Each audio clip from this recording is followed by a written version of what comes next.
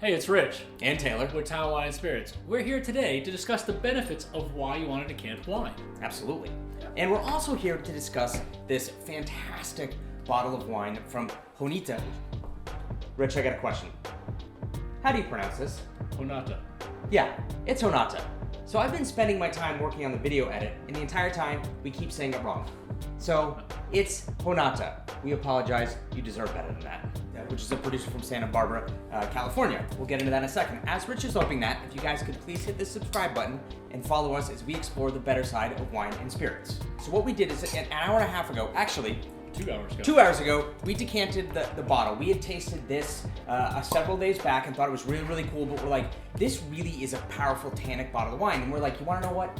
This needs to be decanted, and this would seem like the best opportunity to do this. We showcased to you guys why you would do it, and showcased the wine itself. 2017. Yes. Santa Barbara, so again, Santa Barbara is about 2 hours north of LA. Yep.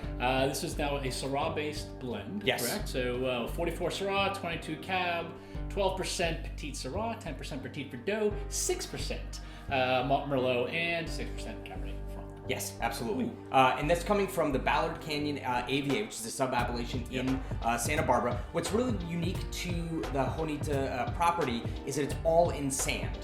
So sandy soils are very porous, so the water will drain through very, very quickly, which actually leads the vines to really search deep for water sources, which leads the vine to not produce a lot of bunches. But the bunches they do are very small with very thick skins, so you get a lot of concentration. More tannins. And more tannins, absolutely, which is why we want to decant. Yeah. Sauvignon Blanc, Semillon, Viognier, Grenache, Syrah, Sangiovese, Merlot, Cab Franc, Cab Sauv, Petit Verdot, Petite Syrah. The problem that everybody else saw with sand is what we now see as our biggest blessing. It's what makes the wines of Honata taste like Honata. Sand is a very poor soil, we'll all agree. If you've ever played in a sandbox as a kid, there's not a lot going on. But there's also nothing to keep a grapevine from augering in 20 feet. So the vines can just keep going until they find water. And then what we found we could do is we could take these grapevines and we could get everything in balance by holding water back. So we could actually create balance with these tiny, super, ultra concentrated yields and make these wines based on this really warm diurnal shift during the day to a really cold diurnal temperature at night. So you had this perfect confluence of all of these factors that we wouldn't have seen possible. You end up with the essence of Honata, which is big, ripe fruit from the warm days, but this remarkable, very powerful structure, very big tannins, like big shoulders, and surprisingly fresh acidity on the finish. So we decanted this bottle about 2 hours ago, as you just saw.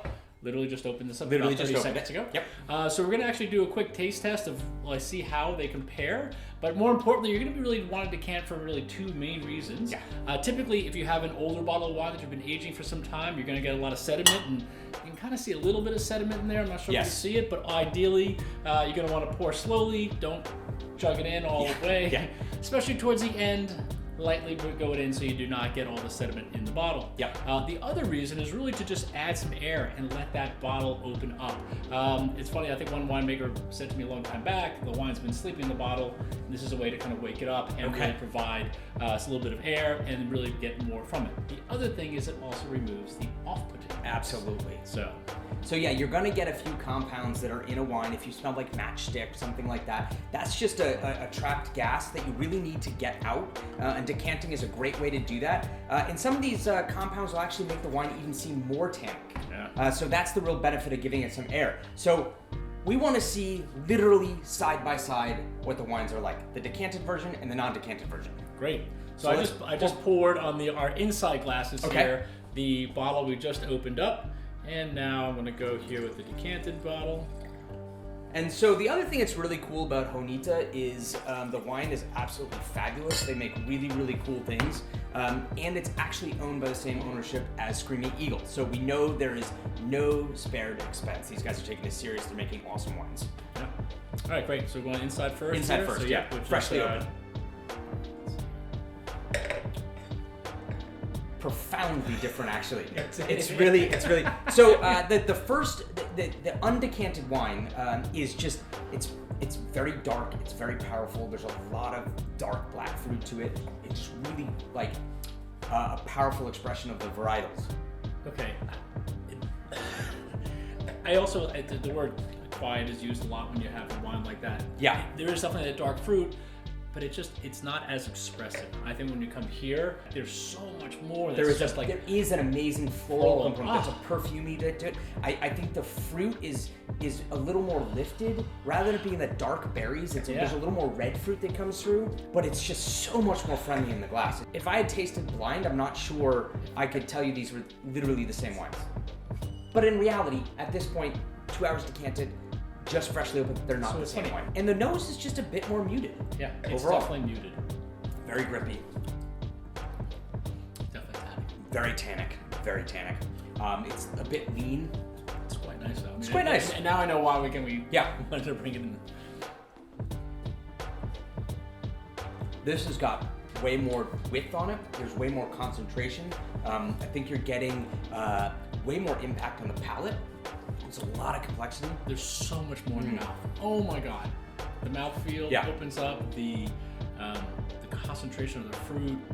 Is also the tannins have started to soften. They soften a little bit. It's still there. Oh yeah, there's no doubt. Again, this was a great bottle to choose, I think, to do this because again, a lot of those deeper, darker reds have that tannic structure that you need to kind of help open up a little bit. It's like the freshness. The freshly opened bottle is being held back by sort of the overall tannic structure of the wine. The wine itself is absolutely awesome. Oh my god. It is a stunning bottle of wine. $55. So it's really, for a wine of this quality, I don't really think it's that expensive, especially decanted. Oh my god. All day long. Yeah, you need more of that? Yeah, dude. I'm just trying to go back. And wasn't part of the point of this was to really drink the wine? Yes, this is exactly why we're doing it. Oh man, this is... Honita, if you guys haven't experienced these wines yet, you need to experience wine. We've got this one in stock. We've got another one coming. The wines are absolutely amazing. They're really beautiful wines. Awesome. Well, hey, I hope you guys enjoyed this. Got a little insight of why you want to decant wine. It is incredible to see the difference, and do this at home. I mean, take a quick sip, let it decant for an hour, and then come back to it and see what it's like. It's amazing to see what the expression changes. Absolutely. It's 100% worth it. It is. Absolutely.